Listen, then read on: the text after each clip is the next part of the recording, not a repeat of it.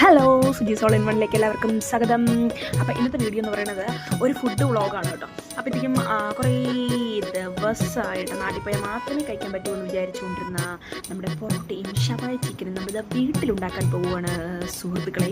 അപ്പോൾ അതിന് വേണ്ടിയിട്ട് നമ്മൾ നാട്ടിൽ നിന്ന് വന്നപ്പോൾ തന്നെ എത്തിക്കും ഷവായി ചിക്കൻ ഉണ്ടാക്കാനുള്ള മറ്റേ ചുട്ടെടുക്കത്തിലെ സംഭവം അത് വാങ്ങിയിട്ട് വന്നിട്ടുണ്ടായിരുന്നു കേട്ടോ. ഇത്രയും ദിവസം നമ്മൾ ഉപയോഗിച്ചിട്ടില്ല, ഏകദേശം ഒരു 4 മാസമായി ലീവിന് പോയിട്ട് വന്നിട്ട്. പക്ഷെ നമ്മൾ ഉപയോഗിച്ചിട്ടില്ല. നാട്ടിൽ പോകുമ്പോൾ മാത്രമേ പൊറോട്ട കഴിക്കാൻ പറ്റുള്ളൂ, ഷവായി ചിക്കൻ കഴിക്കാൻ പറ്റുള്ളൂ എന്നൊക്കെ വിചാരിച്ചു കേട്ടോ. ഇവിടെയും പൊറോട്ടയും ഷവായി ചിക്കനൊക്കെ ഉണ്ടോ, പക്ഷേ നമ്മുടെ നാട്ടിലെ ആ ഒരു ടേസ്റ്റ് ഉണ്ടല്ലോ അതൊന്നും വരത്തില്ല. അപ്പോൾ എന്തായാലും പൊറോട്ട മാസ്റ്റർ വീട്ടിലുള്ളിടത്തോളം കാലം നമുക്ക് പൊറോട്ടയ്ക്ക് വേറെ പഞ്ഞമൊന്നുമില്ലല്ലോ. നല്ല സൂപ്പറായിട്ട് പൊറോട്ട ഉണ്ടാകും കേട്ടോ ചായ.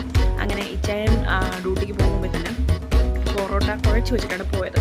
എന്നിട്ട് പോയിട്ട് വന്നിട്ട് പൊറോട്ട പരത്താൻ തുടങ്ങിയിട്ട് നല്ല സെറ്റായിരുന്നു മാവ്.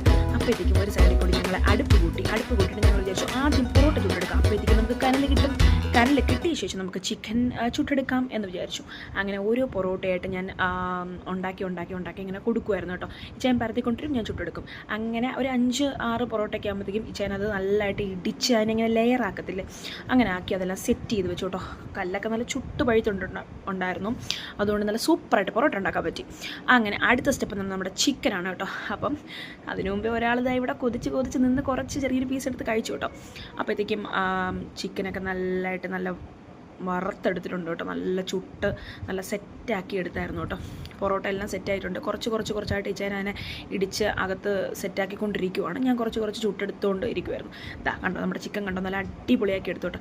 ഇത് കുറച്ച് ഗ്രേവി പോലെ ഉണ്ടാക്കാമെന്ന് വിചാരിച്ച് അതും സെറ്റ് ചെയ്തു. അങ്ങനെ നമ്മുടെ ചിക്കൻ കഴിഞ്ഞാൽ എന്താണ് നമ്മുടെ ഒരു ഡാൻസ് വേണ്ടി, കലാപരിപാടികളില്ലാതെ എന്ത് ആഘോഷം. അങ്ങനെ ഒരു കലാപരിപാടിയും കൂടെ കഴിഞ്ഞത് നമ്മുടെ ചിക്കൻ ആൻഡ് നമ്മുടെ പൊറോട്ട പ്ലേറ്റിലേക്ക് എത്തിക്കഴിഞ്ഞു. ഇനി എന്താണ്, ഇനി വേറൊന്നുമില്ല, പോയിരുന്ന് നന്നവണ്ണം കഴിക്കുക, അത്രയേ ഉള്ളൂ. അപ്പം പിള്ളേർക്കും കൊടുത്തു, ഇച്ചായനും കൊടുത്തു.